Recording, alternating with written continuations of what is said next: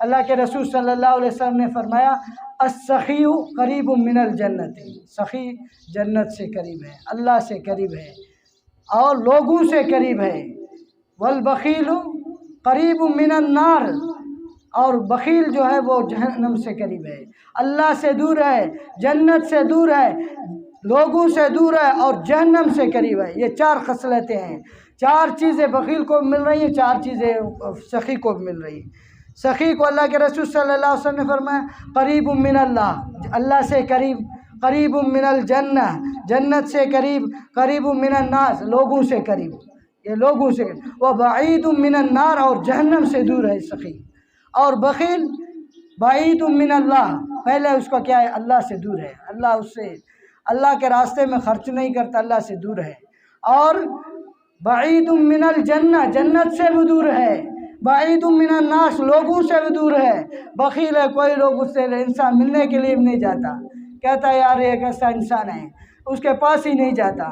اور آگے کیا فرمایا کہ قریب من النار، اور جہنم سے قریب ہے، جہنم سے قریب ہے۔ اسی لیے اللہ کے رسول صلی اللہ علیہ وسلم نے فرمایا الخلق عیال اللہ، مخلوق جو ہے اللہ کے کنبے کی طرح ہے۔ الخلق عیال اللہ، مخلوق اللہ کے کنبے، اللہ کے اہل کی طرح، اللہ کے گھر والوں کے، انسان کے گھر والے ہوتے ہیں ایسے ہی اللہ، یہ مخلوق اللہ کے ایسے ہی ہوتا ہے۔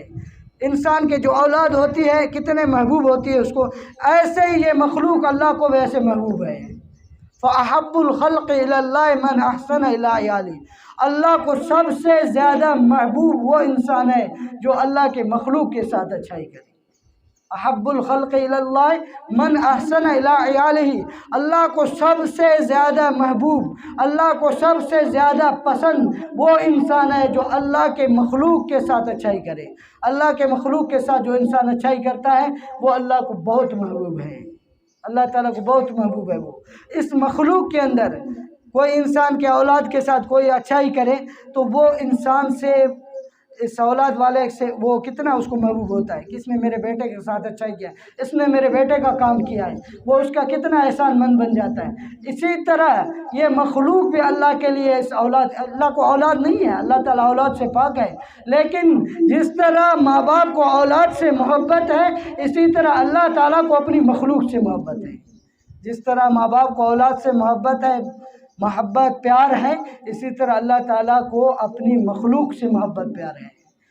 اس مخلوق میں اللہ کے رسول صلی اللہ علیہ وسلم نے فرمایا الخلق، مخلوق، اللہ کی مخلوق کے اندر مسلمان، کافر، جانور، انسان، حیوان، یہ سب کچھ آ گئے، اس میں مخلوق میں سب کچھ آ گئے۔ جو انسان کے ساتھ اچھائی کرے گا وہ بھی اللہ کو محبوب ہے، جو جانور کے ساتھ اچھائی کرے گا وہ بھی اللہ کو محبوب ہے۔